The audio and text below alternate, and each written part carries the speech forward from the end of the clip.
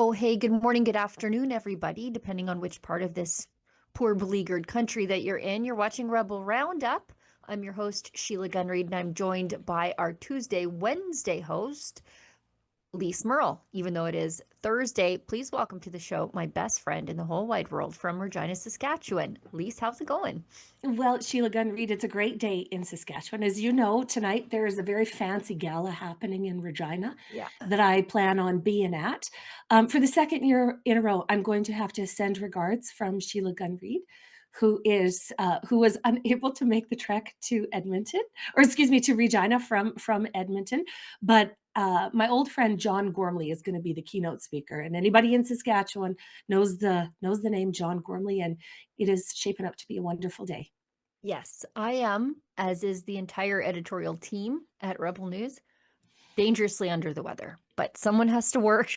So here I am trying to do the live stream with Lise. And before we get into how people can get involved in the show and how they can support us, I have some good news to share because this is just a country of bad news.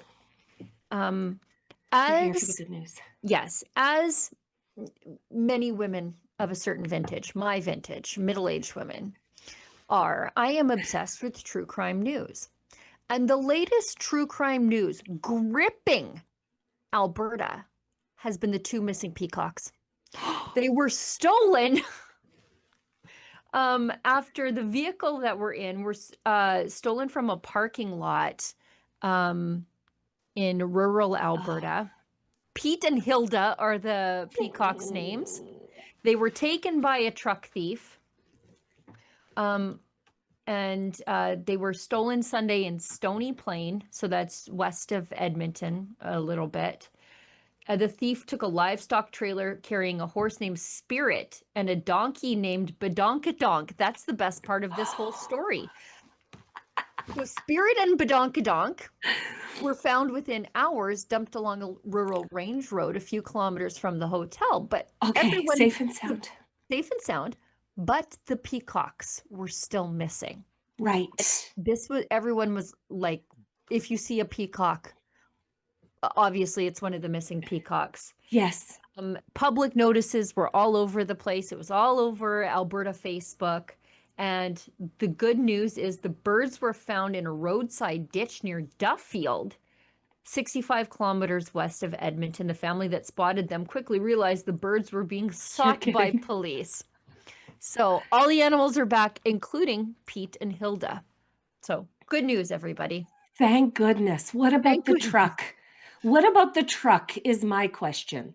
Oh, the truck is probably being used in the break and enters right now for sure.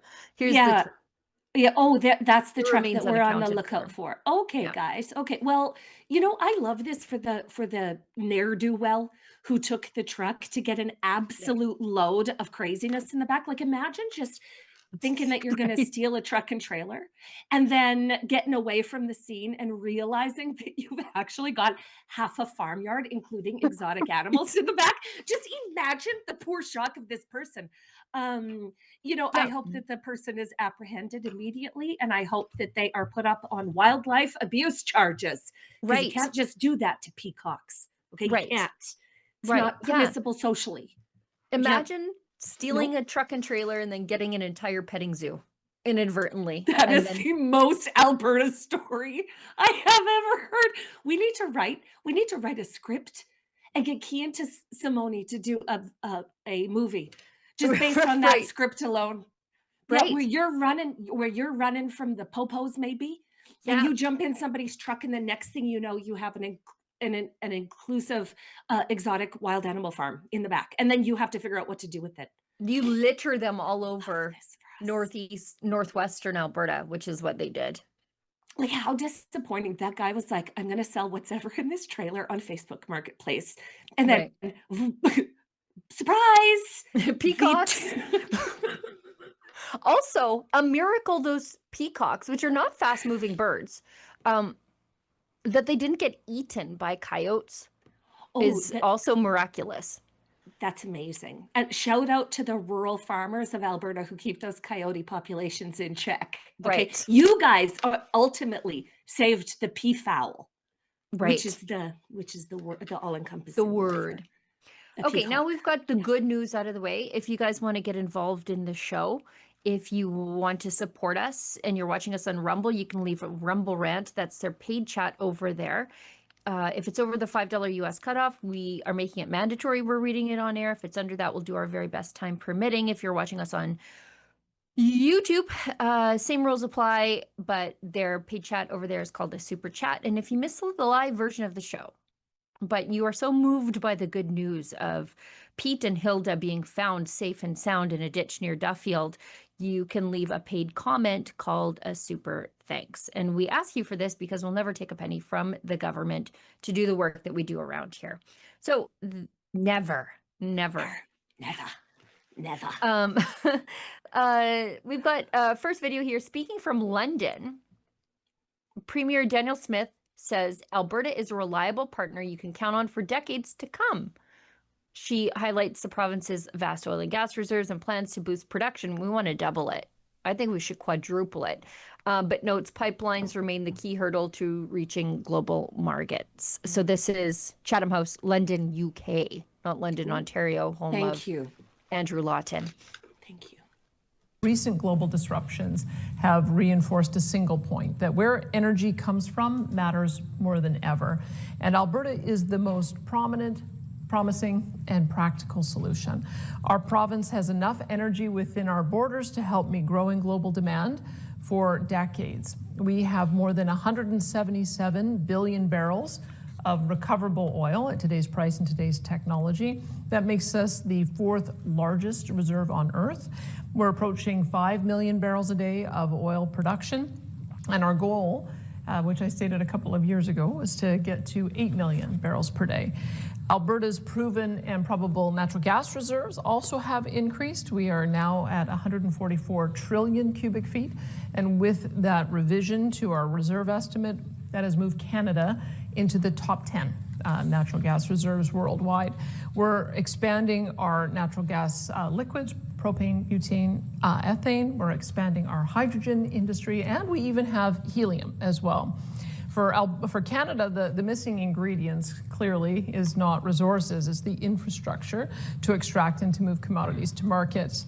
Our energy industry is mature with incredibly secure and resilient supply chains, and growing connections to overseas markets. Alberta is keen to build new pipelines, west, east, north, and south, without delay and without hesitation, to supply Asian and European and American markets with safe, reliable, and responsibly produced energy products. And our province has recently signed a memorandum of understanding with the Canadian federal government that will help us do just that. It is a huge win for the world.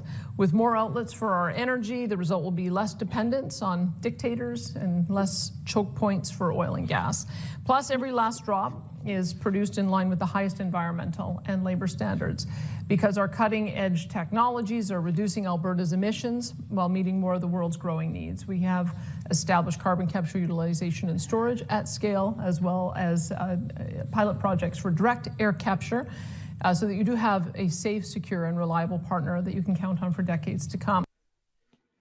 Okay. Now, she is right about so many things, including the problem with us not being able to give the world the oil and gas they need, especially when the Strait of Hormuz is choked off, is a lack of pipeline infrastructure. But don't tout the MOU. That thing was signed 6 months ago, and there's been no movement on anything. There's been no movement on anything. As a matter of fact, a whole entire federal bureaucracy has been created to add another layer of complication. And they haven't done anything. And they haven't done anything. They haven't done anything. They have one lady going, well, we're going to start consultations with the consultants again for the 7,000th time. And we're going to look at how we can do things. Now, the time for consultation and talking is absolutely over. And the first, I would say 60 seconds of Danielle Smith there was basically saying Alberta energy is better than Middle Eastern energy for this litany of reasons. And then she gave them a list, which was perfect and then bang on. But then we veer into we have this memorandum of understanding that not until now has had any fruit bearing from it. We're going to concentrate on emissions. We're carbon capture. We No. are speaking the language of the greenwashed eco radicals that may be in this room. It's like code signaling to the crazy people. Stop doing that. Nobody Right. cares about carbon Yeah. emissions. Nobody cares. No. You know what? You know what doesn't help get shovels in the ground? Carbon capture. Right. Nobody Right. cares. Nobody cares. But again, when you're paying twice what you used to pay for gasoline because the Strait of Hormuz is all bunged up, nobody cares about Nobody emissions when cares. you can't afford to put fuel in your car. Absolutely nobody Nobody cares. cares. Nobody And cares about carbon emissions when they can't pay to heat their houses. Nobody cares about carbon nobody emissions when really they cares can't about afford to fill carbon their emissions. vehicles. Yeah, nobody cares Nobody. about carbon emissions, really, anyway. Nobody Really. does. And again, I reiterate, the Alaska Highway was built in 8 months. 8 months. I reiterate that Canada blasted an entire rail system across a wild country, an unsettled country, in less time than it takes With these guys hammers. to sign a go-ahead on an MOU. And you know what? The MOU actually ends up being a hindrance to having a private sector company come in and do this because of the emissions targets that are built into it. Girl, the loopholes that private companies have to jump through. Okay, hello, private company. We would like your billions of dollars of investments. But before we even get to that, we're going to put you through a humiliation ritual of Indigenous consultations. Okay, we're going to get right who has the say on this thing. And Then we're going to put you through the environmental loopholes where you will right. have to do consultations after consultation after consultation with 18 levels of government. Like this is not conducive Right. to growth, and we're seeing it. Yeah, don't forget the gender-based analysis plus, the GBA plus. So before you have any sort of major oil and gas project, you have to ask the local feminist basket weaver how this thing makes her ovaries and her feminine ancestors feel. Like, this is insane. We went from the technical review of the National Energy Board. Yep. So technical economic review, is it safe? Will good return for the buck? Great. Rubber stamp, off you go. We used to do things that way. Now we have to engage in all of these nonsensical social justice consultations. The Liberals said this will make it easier. This will make better consensus for these projects. I don't want consensus from the local feminist. I don't care what she has to say. I don't care what activists in Ottawa have to say. No. And that's who gets to consult with the government on the impacts of these projects, not Westerners, not people that these projects are purported to help. Not us. It is a wild time to be alive. In Saskatchewan, it bears to be mentioned that Premier Scott Moe and the Saskatchewan Party have given sort of pre-authorization for any project. Yeah, we've done where similar. natural resources. Yeah. So it's but then that doesn't eliminate the federal government hurdle. Right. So it's a half measure for a whole problem. Yeah, we brought in a fast track law. Yeah. So like whatever is proposed, we'll rush it through. Like none of this years long consultation BS. It should be consulted on within months. And no mobbing the mic from the left on this stuff, where they just get into the consultation process and then they never get out of it. They just keep inviting people to consult. Right. A consultation circle jerk. Well, That's what it is. Yeah. Premier Daniel Smith says talks with Prime Minister Carney focus on 2050 emissions timeline to allow innovation. And she's warning rushed cuts could curb energy production.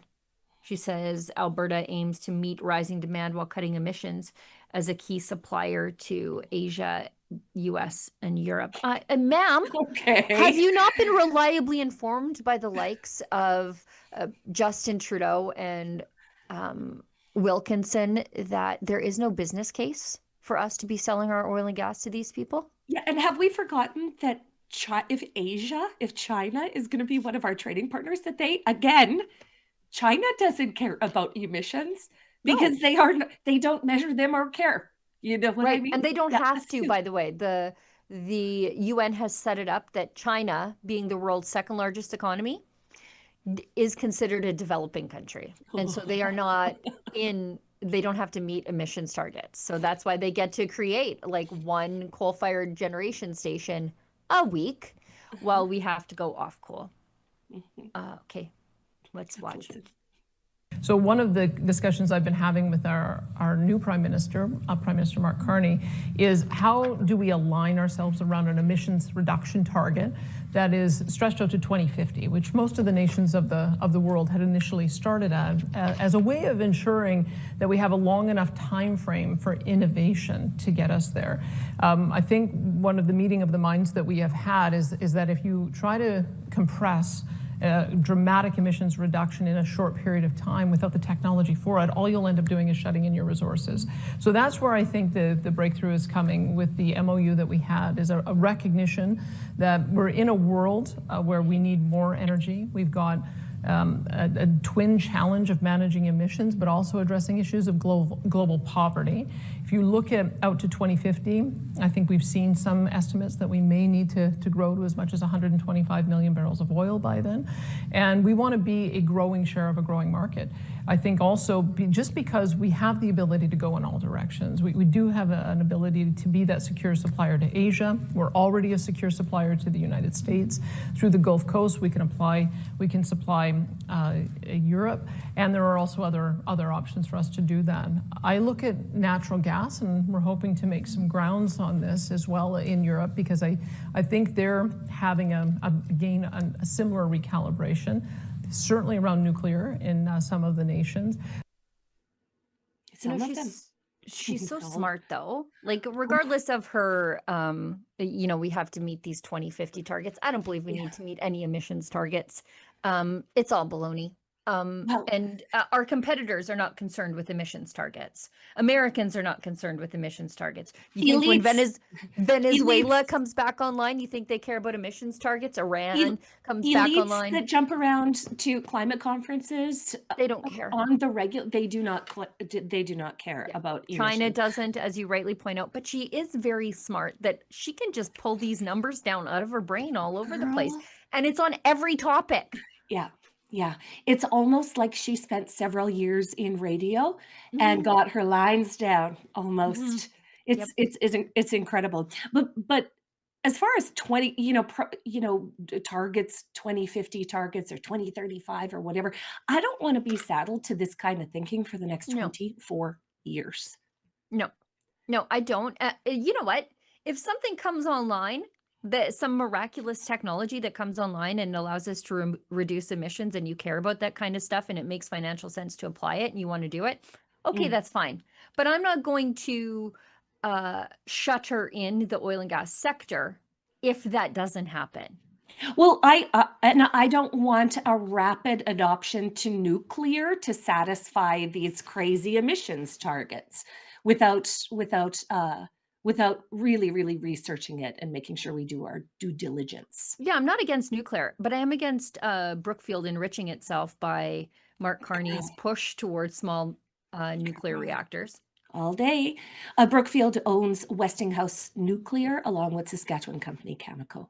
So they're already in the business. But Danielle Smith, I am delighted that Chatham House, which is an extraordinarily reputable club in London, England, got to hear Danielle Smith's voice over the voice of Mark Carney. I'm so delighted for that. Oh, could you imagine how embarrassing? Right. How embarrassing. The people of Chatham House would holler at him.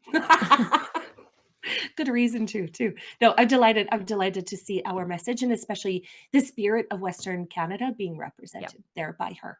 Awesome. Okay, we've got this crazy story. So the other day, Juno News broke a story about this majority minority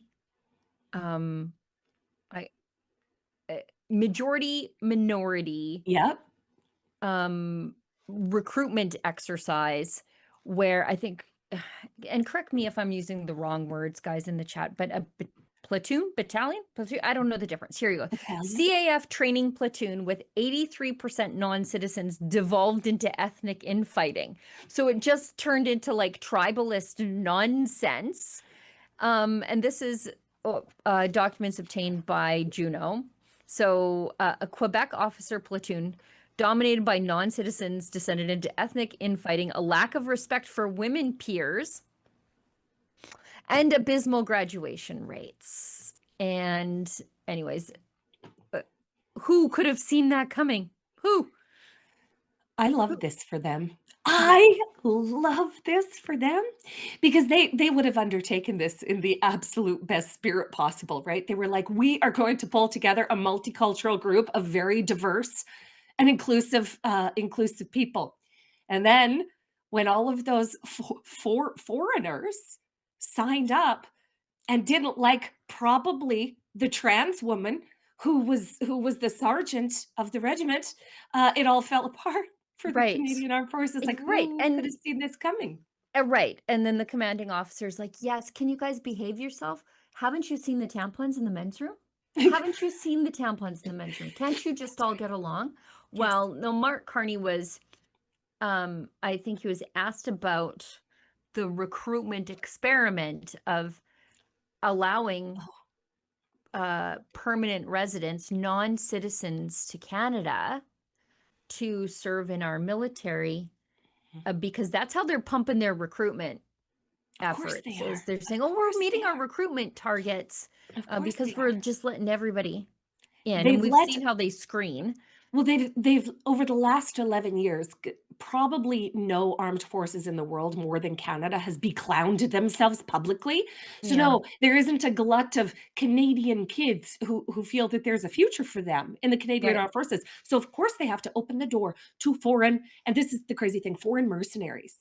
right. Renting foreigners to staff your military is hiring mercenaries to police your public and perhaps engage with international conflicts.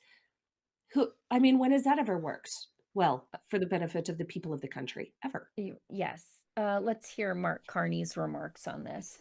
Okay. We need to continue to grow. We're going to continue to grow the military and grow the military reserves. And one of the things that's been very heartening since last June, when we put in place the pay that the women and men of the military deserve or approaching their responsibilities, is Women the and men? big increase in recruitment that's happened, highest in 30 years. More to do, though. More to do in terms of the military, the equipment, the pay, and also the reserves as well. Can you grow the reserves in the next year or so with the way the military? This is a multi-year plan. We're dedicated to executing. I'm encouraged by what's happened over the course of the last year. Our ability, we said we'd get to 2% of GDP. We got to 2%. We've got the recruitment up. We've got things in place. We're working more closely with our allies. I'll reference, for example, the work we're doing with Nordic allies and others in NATO on Arctic security. So we're making progress. We're hitting our marks, but there's a lot more to do. And so I will hold me to making progress there, and we'll keep working. Interesting. So just imagine if all of our NATO and Arctic and Nordic partners are also staffing their militaries with foreigners from other countries. Just imagine that for a quick sec, guys. Well, and this isn't like, and I'm just going to put this in the chat, Olivia. The American military has a way for you to become a citizen through military service. But you have to be a permanent resident, and you have to have served 1 year before that. You have to be in the country legally, and they have a whole list of things. Demonstrate knowledge of U.S. history, government, be of good moral character for at least 5 years. Demonstrate, this is my favorite part, demonstrate an attachment to the principles of the U.S. Constitution and be well disposed to the good order and happiness of the United States during all relevant periods under law. What a great thing. You have to meet residence and physical requirements, read, write, speak English, you have to be honorably discharged if you are no longer serving in the military.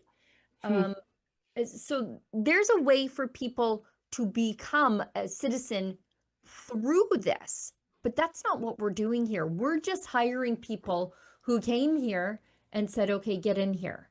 Well, training them, really, militarily training them. I don't, oh, here, okay. Yeah, I don't love this. I don't love this for Canada at all, not even a little bit. No. No good can come from training and arming foreign mercenaries as part of your military. It's actually extraordinarily dangerous, I think. Yeah, yeah, and short-sighted by this government. Yeah. What else is new? Like, I love this line. We should have this, a version of this. Demonstrate an attachment, not just knowledge of, but a love of, an attachment to the principles of the U.S. Constitution, and be well disposed to the good order and happiness of the United States during all relevant periods under the law. We could do that for the new country. Just Sheila Gunn Reid, copy paste that into the Right. document that of things that we're going to do in the new country. Yes. Oh, You have to have an amazing. attachment to the West, Yes. an attachment and happiness Be for the well West and disposed to all the good relevant order and periods. happiness of the West. Oh, just music to my ears, guys. Yes. If ours said something like that, I would consider sending my sons. But alas, Right. Alas, we have tampons in the men's room. Right. Okay. Mark Carney on property rights in British Columbia. While we're watching this, I want to dig up something from Ellis Ross, who I think is a relevant voice in this, being from Haida Gwaii, I believe. Mark Carney on property rights in BC. Property rights are fundamental. This government will always protect them. This government fundamentally disagrees with the BC Supreme Court Cowichan decision. Oh, let's watch.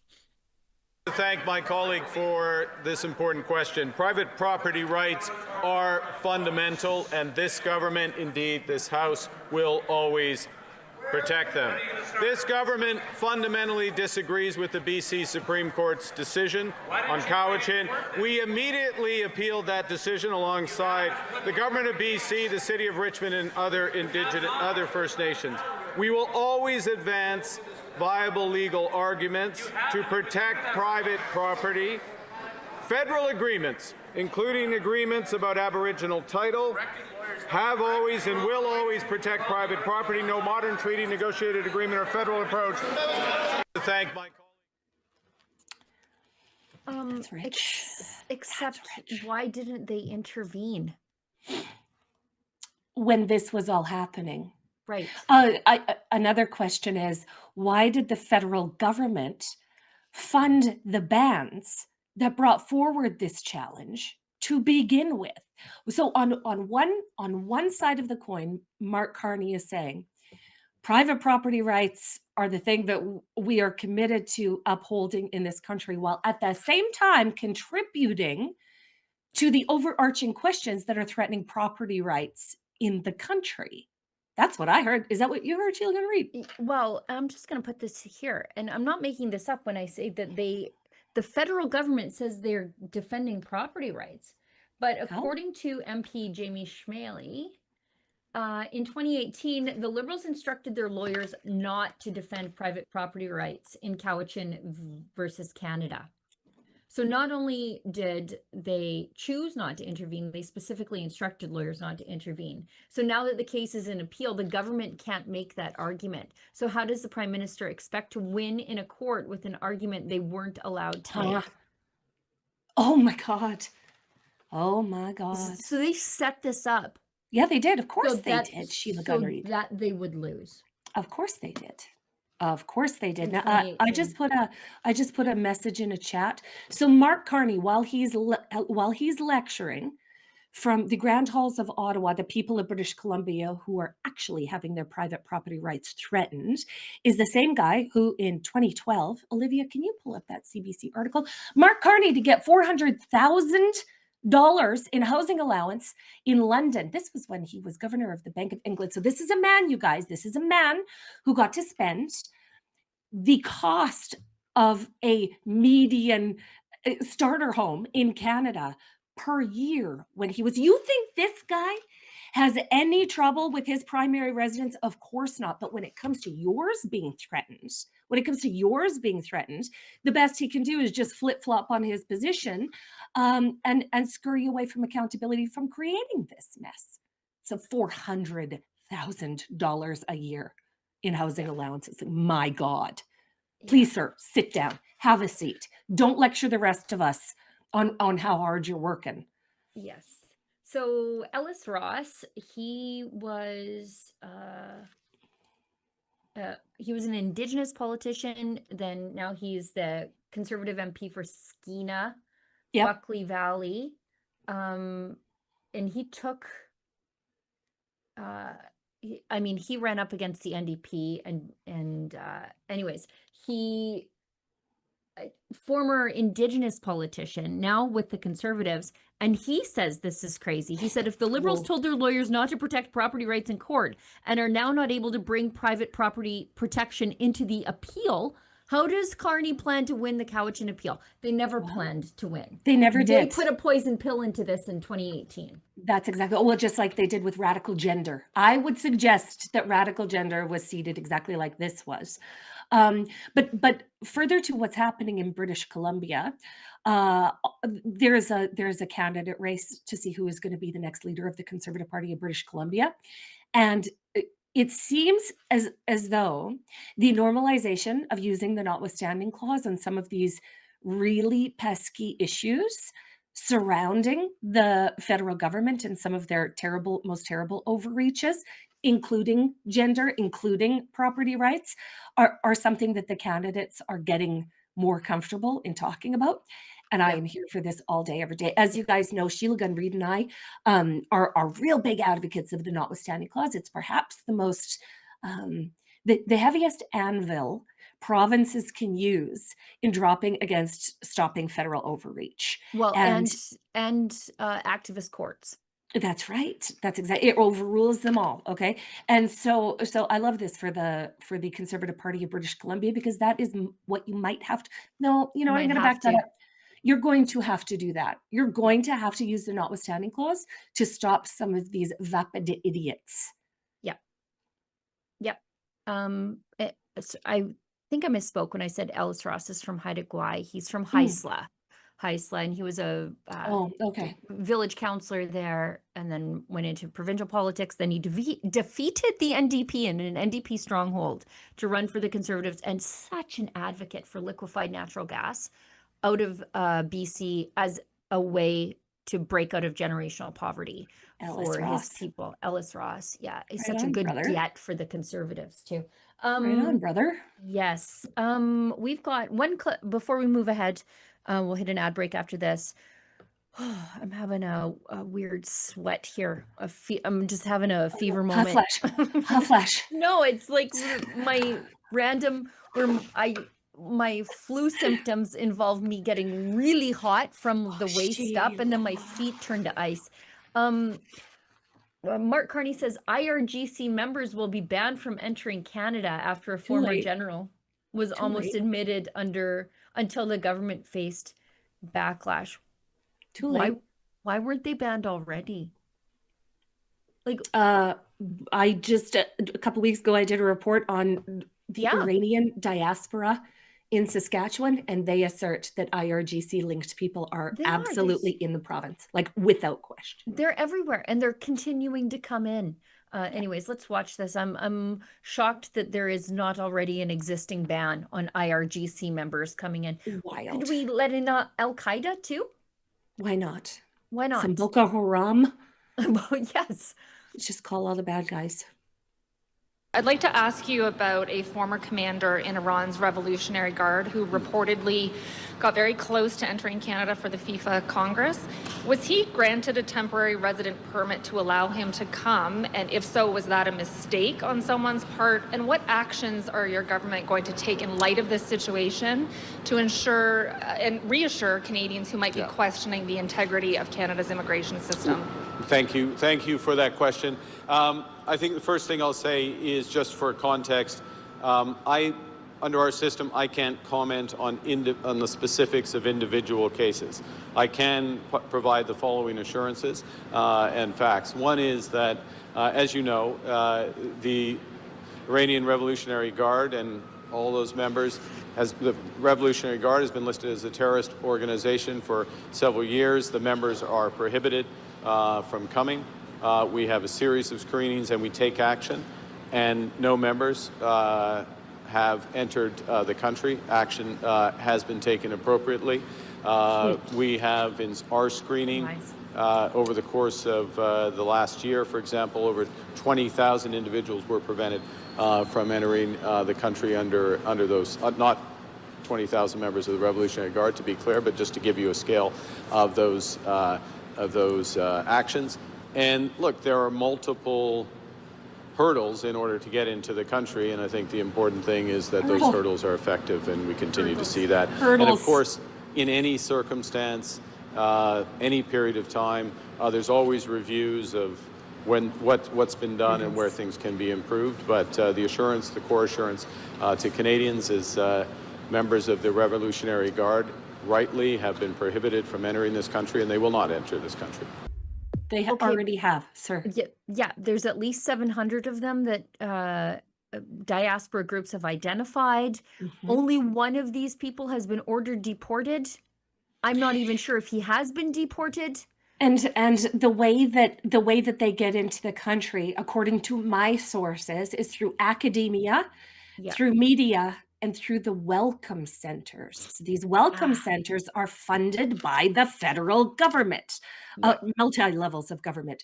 But you know, is Mark Carney under any illusions that these guys aren't showing up at immigration in a Canadian airport and saying, I don't have any ID and I'm a poor prosecuted Christian from Iran? Of course they're doing that. There's nobody there checking to make sure that they're not fibbing. Right. I would be like, quick, say the Lord's Prayer in Aramaic. Quick. Right now. Pop quiz. Yes. Skill testing question. Yes. Pop quiz, Hail Mary, please. And Just they would fail. Very, very quick. Yeah. What Mark Carney did there and said there doesn't give me any confidence that this is being taken care of in any serious capacity, and that's not a surprise from his government.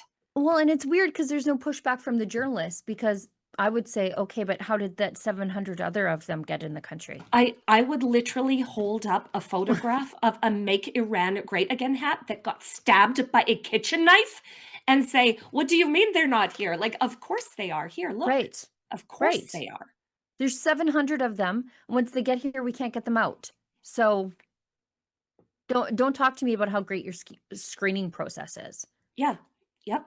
The story is not the one that you turned away. It's the 700 that are still here. It's like, this is common sense. Yeah. But again, a thing that the federal government doesn't have a lot of. Yep. Let's hit an ad break and come back on the other side, if we could.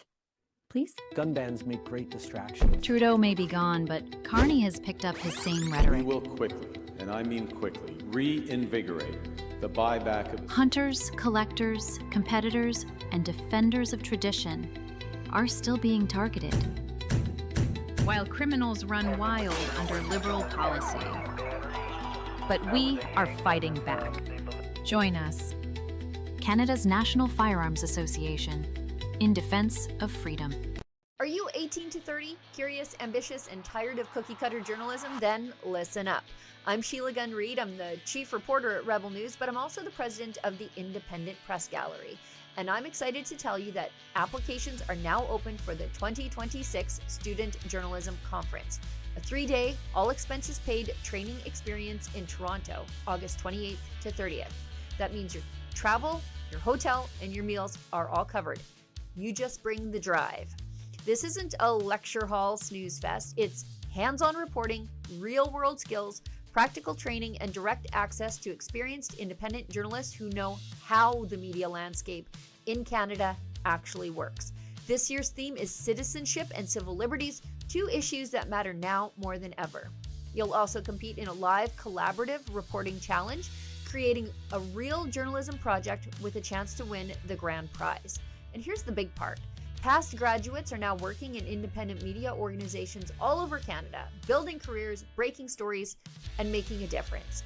Only 20 applicants will be selected, so the competition is real. Deadline to apply is June 14th.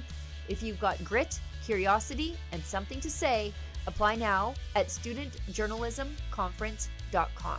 Canada needs more journalists who ask tough questions. Maybe one of them is you. Canadians know the national anthem. They stand in silence to remember those who died for this country. But not every Canadian knows their rights and freedoms. The Freedom Passport will change that. It looks and feels like a Canadian passport, but contains the Canadian Charter of Rights and Freedoms in a portable, easy-to-read format. The Freedom Passport. Order one for yourself and for all the freedom lovers that you love at freedompassport.ca. Oh, hi. Welcome back. I had to take my hoodie off. Costume change. Costume change. Do you want me to take mine off too, Sheila, just so you don't feel like it's so obvious? I can't, actually, I can't. No, don't. That was I shouldn't have made that offer. That was a bad offer. Let's get into this next story because I know, Lise, you're going to have a lot to say because I think AI psychosis is a very real thing. It Very absolutely is, real yeah. thing. Yeah. 7 Tumbler Ridge families file lawsuit against OpenAI and CEO Sam Altman. Families of those killed or injured in BC accuse the company of negligence, aiding a mass shooting, wrongful death, and other charges. I think that's only part of the story. But It is only part of the story. yes. It is. Yeah, go ahead, Sheila Gunn Reid. So they cite negligence. In legal documents with the National Postal Law Firm of Rice, Parsons, Leone, and Elliott accused Altman and OpenAI of negligence, aiding and abetting a mass shooting, wrongful death, and other charges. 7 suits require a trial by a jury. And so some of this stems from the fact that they didn't alert police and authorities soon enough, sounds like. When they knew. But they need to also perhaps be suing the medical establishment in British Columbia that I think contributed to this. The school divisions that contributed to this, as well as Sam Altman and OpenAI. Without question, that would have made things worse. But I think this kid went off the rails a long time ago, and every safeguard and guardrail that was supposed to keep this kid from completely losing it failed him. And I wish those families nothing but the best in their pursuit of the truth and what happened to their children. We were just talking yesterday about the Humboldt Broncos bus tragedy. And for the parents of Tumbler Ridge, after the initial shock and the loss of their own children, didn't know it yet, but they entered another era of their lives that is going to be consumed by chasing the truth of this story. And often the truth takes a real long time to get out. Really, a lie can make it halfway around the world before the truth gets its pants on, and that's true for this too. But what is going to be revealed by this action by 7 families against OpenAI is going to tell us everything we need to know about how during an entire era, people were harmed by listening to ChatGPT when they should have been listening to the people that loved them. Right. Yeah. Right. And then you throw in on top of this SSRIs, medicalizing gender confusion, and a constant series of police interventions into this And family that never affirmations. really resulted in anything. In affirmations. They were, this family was shoved down a pipeline of systems that were meant to uphold them that all completely collapsed when the rubber hit the road. Right. It's a mess. And the liberals. Go ahead. No, go ahead. No, please. You hear these stories about these people who get incredibly wealthy doing these incredible tech things. But you could not pay me to be a multi-billionaire right now if this is what you have to face as the consequence to the development of your technology. Yeah. Right. And not all technological developments are inherently good. They're just a thing. And so you have to be cognizant of how you use them. A phase, exactly. And especially for children, I think it's important to teach them, what does this product want from you? Right. They are always trying to sell you something. They are always trying to sell Right. you something. And for OpenAI and the Tumblr Ridge shooter, it was telling him a fantasy, and which drove him obviously down the Yeah, wrong but path. everyone was telling him a fantasy. That's true. It wasn't just That's true. OpenAI. That's true. Everyone, That, the again, teachers, this is mom. this is one of the things that were probably responsible for this tragedy, and we Yeah. can't ignore the rest. Okay, we can't ignore the rest. Reminder: Buck the Rainbow Unicorn. Yep. If you have children that have been exposed to radical trans ideation in Canadian institutions or on AI or on social media, Buck the Rainbow Unicorn is the book that your kids need. So thank you. Yes. Thank you so much for letting me say that. Yes, for sure. BuckTheRainbowUnicorn.com. Lise, as you know, is a best-selling, a critically acclaimed LGBTQ plus AI QQ author. Yep, sure am. I love how many people inadvertently bought that book who were like, the Transhausen by proxy mommies who bought that book and then got a good life lesson in it. They sure did. It's almost like we planned it that way. It's almost like when those trans allies type into Amazon, children's book, LGBTQIA/pride, and they find this book by accident. It's almost like we did that on purpose. Yep. Almost. Yep.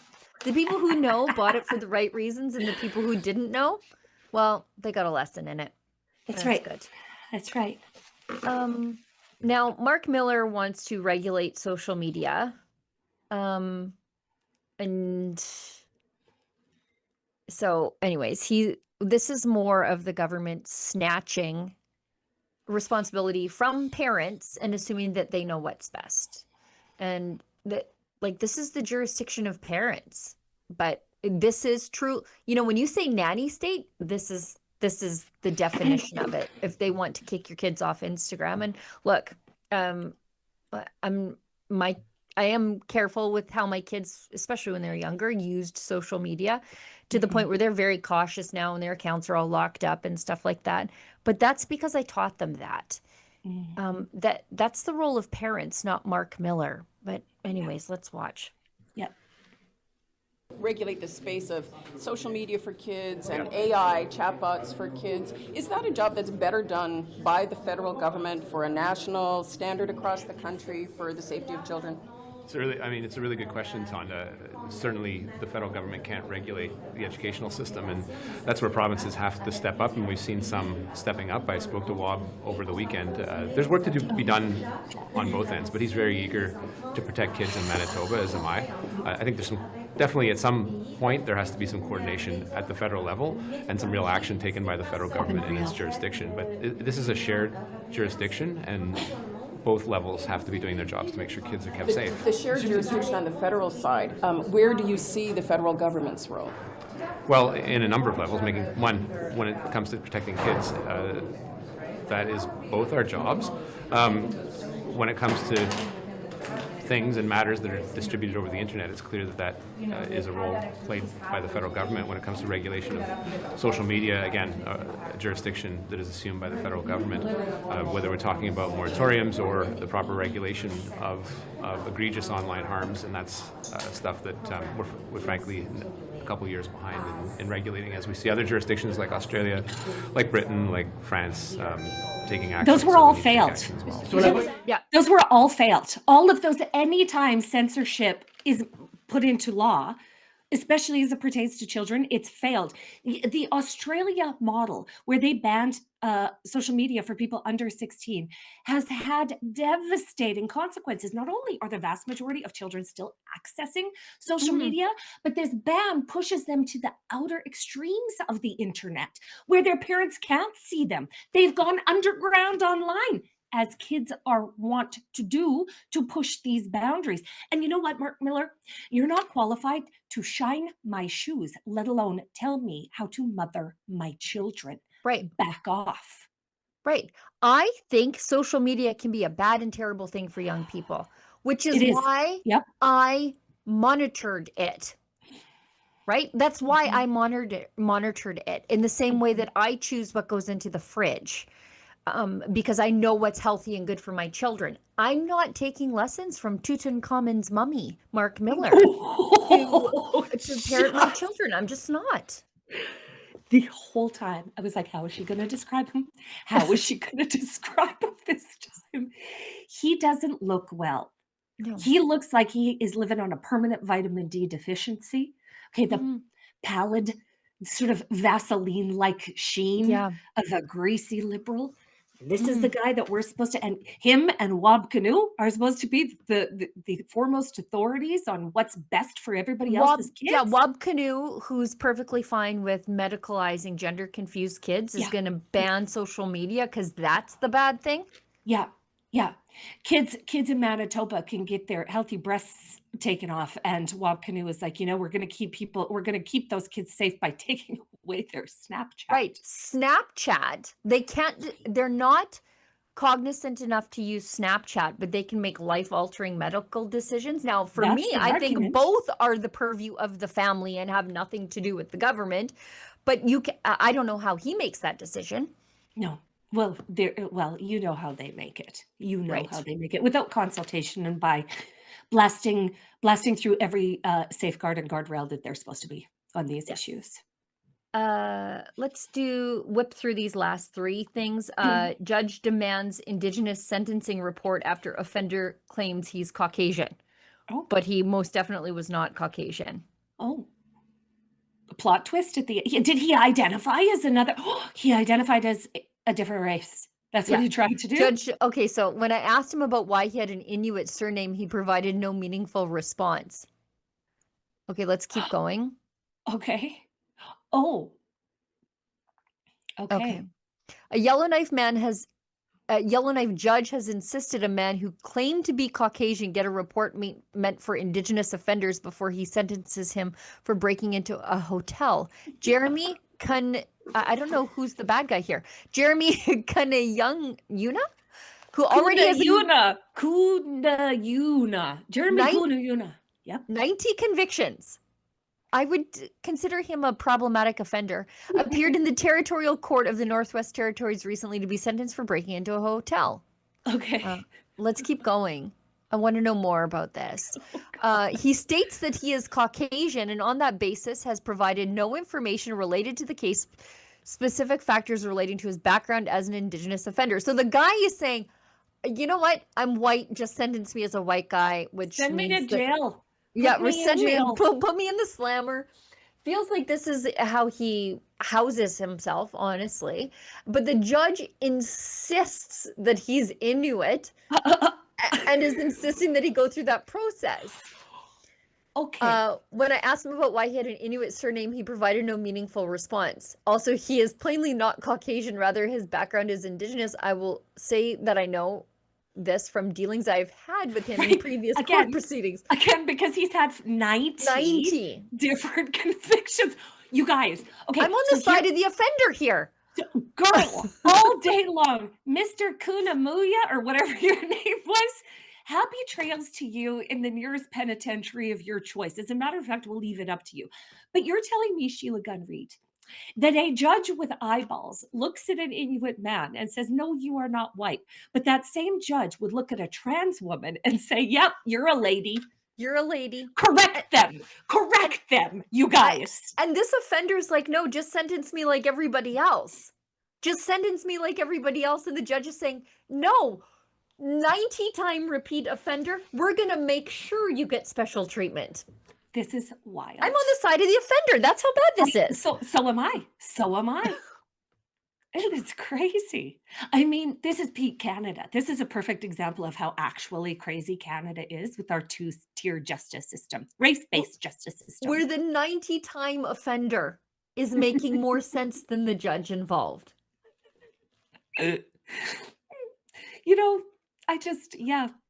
Northwest Territories, get your stuff together. Listen, somebody got to come get your boy.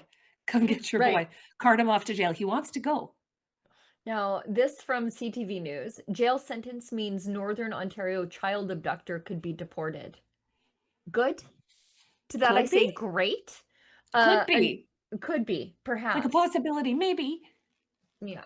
A former Brampton, Ontario real estate agent who was found guilty in child abduction faces possible deportation after he served his 18-month sentence. Why did he only get 18 months? Wait, Manoj Govind Balloonicam. Govind Balloonicam. Manoj Sounds Govind Sri Balloonicam. Lankan, if I had to guess. Oh, I was going to say that's a completely normal Canadian name. Don't Yep, right. make any assumptions. For abducting someone under the age of 14 in an incident August 15th, 2023. He pleaded guilty last May with his lawyer seeking a conditional discharge. You abducted a 14, is it his child maybe? Conditional discharge to help him avoid possible deportation to India. Nope, you can go. A conditional discharge would not affect his immigration status, but that a term of imprisonment of 6 months or more would render him inadmissible under the Immigration Refugee Act, and he could face deportation. And this is copy paste of the Humboldt Broncos driver, like exactly copy paste. Yeah. Well, we can't convict him of too much because it could threaten his residency in Canada. Okay. Like a child abductor. This could have been a lot worse than what it was, because in the bizarre case, the court heard that Govind Balloonicam arrived in Thessalon that day in 2023, driving a bright yellow Chevrolet Camaro. That's it totally if you don't want to get noticed. Drive a bright yellow Camaro. A bumblebee, yeah. Yeah, he spoke with the 9-year-old victim at the mouth of the Thessalon River and offered him a fidget spinner and gave the child his business card. He later stopped the victim, who was walking near the local curling club, and offered him a ride home. He told the victim to leave his bicycle and fishing gear at the curling club because there was no room for them in the vehicle. He drove to the Sinton Tavern, where he purchased an ice cream for the victim. The two exited the tavern. Two people at the tavern became concerned because they didn't know who the man was driving the Camaro and noticed the victim's parents. Thank God somebody who knew this kid recognized that that man was a stranger. Right, stranger danger, yeah. He drove towards the residence, and when they reached the home, the victim told the guy to stop the vehicle. He slowed down but didn't stop, and he continued past the residence. That's terrifying. A short time later, the father spotted the Camaro and saw his son sitting in the front seat. He reached inside the driver's side, at which point the abductor gave him his business card and told him that he was a realtor.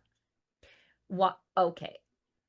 That wouldn't comfort me. I would reach inside the car and bash his head against the inside of the door frame. Yeah. The son exited and the father and son went into the residence. They found pictures on the abductor's cell phone of the victim eating ice cream in the Camaro. Oh, gross. The defense claimed the whole matter was a cultural misunderstanding. Of course. And that he's a really smart guy with a degree in aerospace engineering from India. Don't care. Master's degree on the same subject from the University of Toronto. Don't care. The subject admitted offering the victim a toy and food as a kind gesture, with no intention or desire to do something wrong or harmful. Okay, well, that feels like grooming, doesn't it? Well, and then he goes on to say this is cultural. He's never experienced racial discrimination until his arrest. He claims that conversing with any individual and offering transportation would be considered acceptable in his culture. Okay, I can absolutely say that being a dedicated summertime solo lady van lifer, that there are cultural differences between what Canadians view as normal and what Indians view as normal. This is especially true on the transportation side. But the thing is, I don't think the Canadians need to cede any of our cultural traditions to make way for this. This is unacceptable. You don't find random kids in the wild, put them in your car, drive them around. Leave their bikes behind. The kid didn't need a ride. He had a bike. That's right. And all of his fishing gear. And then sort of, I don't know, parade him by his own family home. Like we don't do that in Canada. And I refuse to take lessons from newcomers who come here and then tell us how, what's normal for their country. Absolutely not. Oh, the judge's quote here is quite something. the abductor, I'm not even going to say his name, has been here for over a decade and has worked in 2 demanding fields. I do not accept that this abduction was the result of a cultural misunderstanding whereby he mistakenly believed it was acceptable to take a child. Right. He has been a resident of Canada for too long to suggest that this was an innocent error. Preach, bro. Yeah, finally, good judge. Thank you. Thank for you very that. much. Mhm. Speaking of Humboldt, the Conservatives are demanding the Liberal government appeal the stay of deportation for the Humboldt truck driver so he can be removed from Canada. Yeah. Gary Nandasangri has said the ruling was based on evidence and he will not commit to pursuing deportation. Ridiculous. A non-citizen pled guilty to 16 counts of dangerous driving causing death and 13 counts of dangerous driving causing bodily harm. Yet yesterday he was granted a stay of deportation. The psychological and physical harm to the Humboldt Broncos victims and their families was not adequately considered in the stay decision. To the Minister of Public Safety, will the Liberals appeal this decision and allow the families and victims of the families to be interveners? The Honourable Minister of Public Safety. Mr. Speaker, let me first express my deepest condolences to the families who are impacted by this horrific act, Mr. Speaker. The decision of the federal court yesterday is that of a judge who, based on the evidence in front of him, made that decision. Having said that, Mr. Speaker, we will review the decision and we look forward to supporting the families in every which way we can. Well, I do believe that Warren Steinley, Conservative MP for Regina Louvain, my very own member of Parliament. This is his first appearance on our program, and I couldn't be prouder of what he said there and the way that he advocated on behalf of the families for far too long. The families and the actual victims of the Humboldt Broncos bus tragedy have been relegated to second-class citizens ahead of the process and procedures that Jessica Singh Sidhu has benefited from. I'll say every support that was available for the driver that was responsible for taking their children has been given to the driver, and that was beautiful by Warren Steinley. I'm really proud of him for sticking up for those families. Thanks, Warren. Yeah, and I've seen the CBC sort of polish this mess by saying, well, the driver now has a child, and what about his child? Well, there are a lot of people in Humboldt that can't say those same things because of this guy. And Sheila Gunn Reid. How dare they? In this very last hearing where he was in front of Justice Jocelyn Gagne, her name is, his defense attorney claimed that if he was sent back to India, well, then it was really highly likely that he would do something to harm himself. And I thought the emotional manipulation of holding that over the heads of families who experienced the greatest loss imaginable to a family is disgusting. Right. And I don't care if Jessica Singh goes back in a cage. I don't care if he goes back in a seat. I don't care if he goes back in a box. The families of Humboldt, Saskatchewan deserve healing, and it starts the moment he leaves the country. Yep. I feel like you have a video in there inside of you on this. I can feel it percolating through my soul. I think you should, because you know every fine detail of this. Because do I know fine details? Do I know fine details? Yeah. I think you should. Okay. And we'll make sure we put that clip of Warren Steinley in it, because he's, the families are being forgotten in this. All we hear about is the driver's family and what will happen to him. Don't care. Honestly, don't care. Absolutely care. Last of my cares. Yeah. Last of my cares. Go to that family. The people of Humboldt deserve healing, and we should do that by deporting this person. Let's get through the cringes, and then I'm going to go take some electrolytes. Or sorry, not through the cringes, through the chats. And then we'll get the cringe. Sorry, I can't see what. Sorry, I wish I could. Real Stephen J. $5. Carney was present with the Vancouver land grab announcement, and Eby, who denied participation, was there because the government has legal jurisdiction. The government of BC has legal jurisdiction. Carney, the Liberals put a poison pill right in the middle of this. They made it so that they can never appeal on the issue that is appeal worthy, and that's property rights. They set this up for failure. Of course they did. Just like, well, it looks like just like they're doing with gender too. Gender, radical gender. Thanks for that comment, buddy. Yeah, real Stephen Jensen gives us $5. Petition hand in to Elections Alberta, May 4th, 12:30 at gives the address for Elections Alberta. May the 4th be with you, Alberta. May the rally 4th be occurring. with you. Bring your flags and show support. Well, you know I'll be there. Of course I will.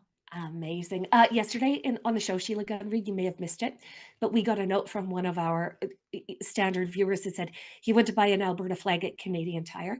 They were full price and sold out, and the Canada flags, which were half price, were all in stock. So I believe it. I believe it. I was able to find an Alberta flag that was made in Alberta. You were? Yeah. That's really nice. I had to go to a specialty flag store, which those places always seem to be also bong stores. So I had never been in one in my life. I find those things overwhelming. It's like going on a African safari. Like I'm overwhelmed by the sights and the sounds and things I've never seen before. That's me in a crystal shop. Okay, the same. Yeah. I remember when Tara took me into a vape store and I was like, whoa. So many lights, so many options. Right. Yeah, I couldn't believe it. A Silver Feet, $12.80, $5. Hi, Sheila and Lise. Can you do an info video for places to move to in Alberta for people trying to escape the insane asylum known as Canada? Thanks. We would love to do nothing more. We would love to do Over nothing this more. summer, we should do just what's great about this small town on the prairies. Community. It would be like community, like town, little small town immersion. Like we're going to show up in a town. We're going to live there for upwards of 3 days. And we're going to tell everybody what makes it great. Right. We could do that. Absolutely. Yes.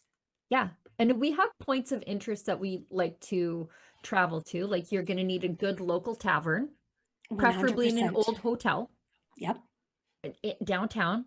What does your graveyard look like? Is it well maintained? You can tell a lot. Are you treating your World War I veterans like? Or how are they?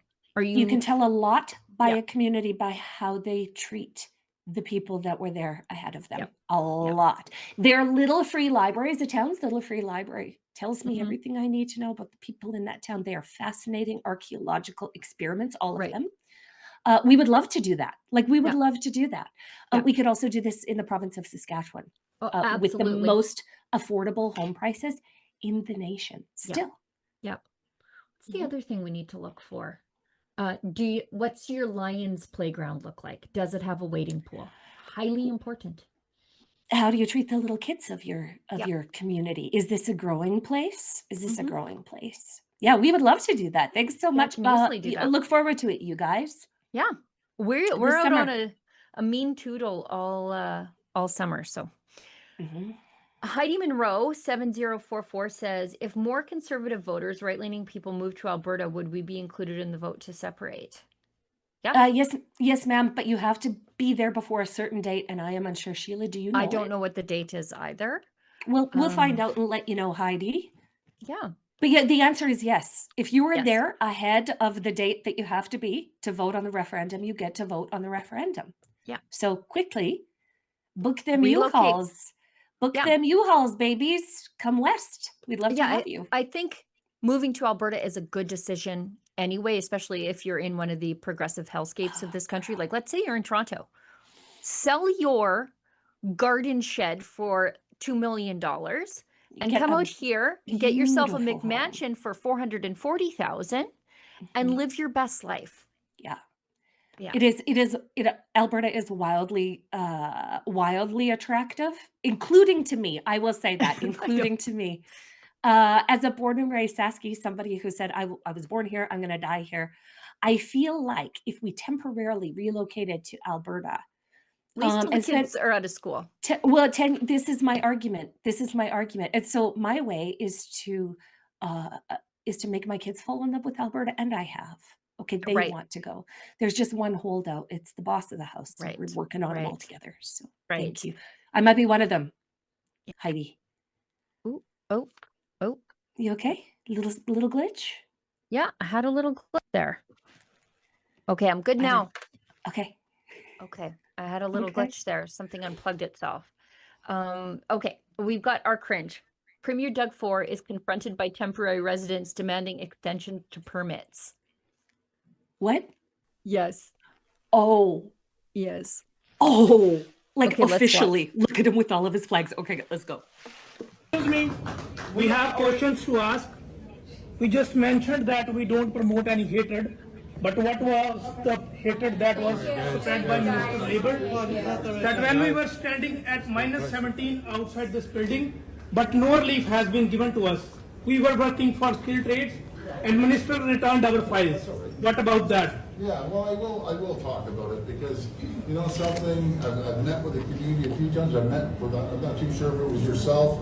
I was the one standing in front of the Prime Minister. He doesn't know. These hardworking people are here to contribute to the community, to give back. You've been trained in certain areas, and I can tell you, your employers want you to stay. I wish I could snap my fingers and say, okay, you can stay. Immigration is a federal issue. I stood there in front of the Prime Minister. I told him in front of all the premiers, we need to keep people here, hardworking people like yourselves. So, you know something? Oh my God. Isn't that wild? Okay, so in Alberta, we're having a referendum on immigration, as in, we're not going to give you any benefits because if you keep paying them, they will come, right? Like, so we can't control what the federal government is doing. Right. But we are taking control over who gets the temporary foreign worker permits. So if we don't approve them, you're not going to get them from the federal government. And we have several referendum questions related to immigration and the ability for people to access any sort of benefits in this province. But that temporary foreign worker is complaining that he stood outside protesting in -17. I'm assuming that was probably January. Yeah. And then I quickly looked up, what's the average temperature in India in January? It's like 27 degrees. You can go back. You don't have to stand in the cold in Canada. Just get out. Just get out. And Doug Ford, oh, I wish I could snap my fingers. I wish I could snap my fingers, send you all back so Canadian kids can have jobs. Just wild. And listen, did you catch the part where Doug Ford is literally replying to the man who is saying, I'm from far away. I want to stay in Canada. Why aren't you doing more to keep me in Canada? And Doug Ford goes, I've talked to members of your community. And then you see his internal Rolodex trying to say, have I met with this guy specifically before? I can't quite. He says, I can't remember if I met with you specifically, Doug Ford, basically admitting that all of the people he meets with about this issue look the exact same. And then he says, I wish that I could snap my fingers and that you could stay. No, Doug, we all wish that we could snap our fingers and send them all back. Right. My God. I have nothing personally against them, but you must go.